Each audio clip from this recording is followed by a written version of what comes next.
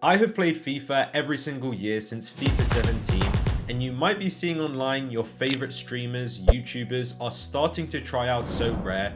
In this video, I'm going to be explaining it in FIFA terms so that we can all understand. It was developed in 2018 and released a year later in March 2019. So this was the same time as FIFA 19, and that same year we would get the release of FIFA 20 as well. Their headquarters are in Paris, so it's just across the channel from where I'm based in London. Comparing the two, of course, FC25 is £59.99 typically for the standard edition. Sorare is actually a free game, and they are very different in that FC25 is a simulation game where you play with your console controlling the players, whereas Sorare is actually just a managerial experience. You set your lineups every single week, and based on real life performances, you earn points and rewards. So the basic idea is that every single week using your cards, you set a goalkeeper, defender, midfielder, forward, and one extra player. So 5 players in total, and you select a captain who gets a 50% boost. You do this every single week. You also have midweek for competitions such as Champions League.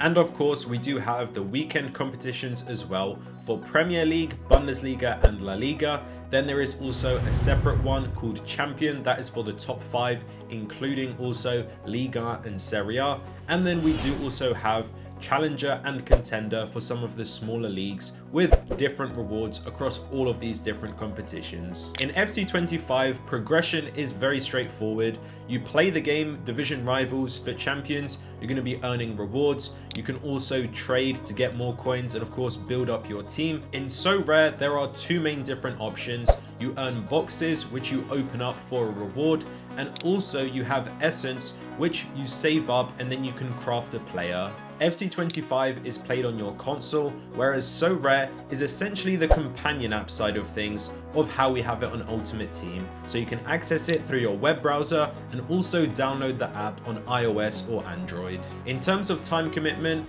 FC25 you need to put in quite a lot of hours. Yes, they have massively reduced the amount of weekend league games. Can't believe it used to be 40 games, and I used to actually play those back in the day, but you still need to put in quite a lot of hours in champs and also rivals to continue to progress and improve your team. Whereas the nice thing about Sorare, it does have the advantage here. You just need to check lineups and you need to know sort of who's starting, who's maybe injured, but there's lots of different tools as well which you can use for that.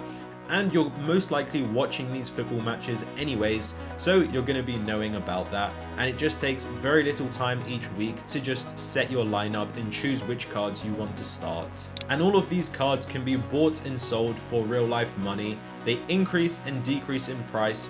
You can also do trade offers. This used to exist in FIFA, but it doesn't exist anymore. Nice feature from Sorare, so that you can just trade and exchange players if you're maybe just collecting cards from your favorite club. Also on this point, in EAFC, there isn't actually any opportunity to make real life money.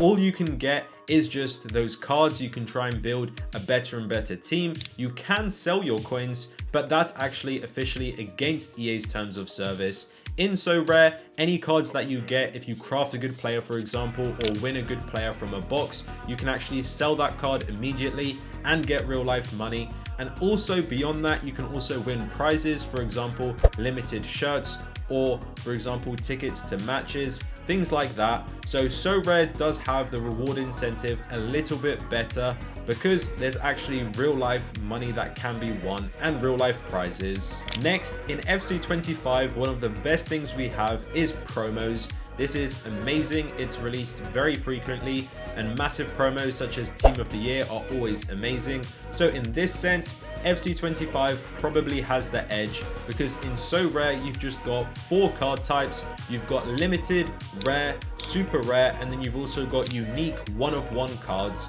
Now this can also maybe be seen by some people as a good thing because it doesn't get too overwhelming and it's just a simple structure. Again, it's more of sort of the passive type, you don't have to give too much of your time to Sorare because there's not going to be things constantly changing.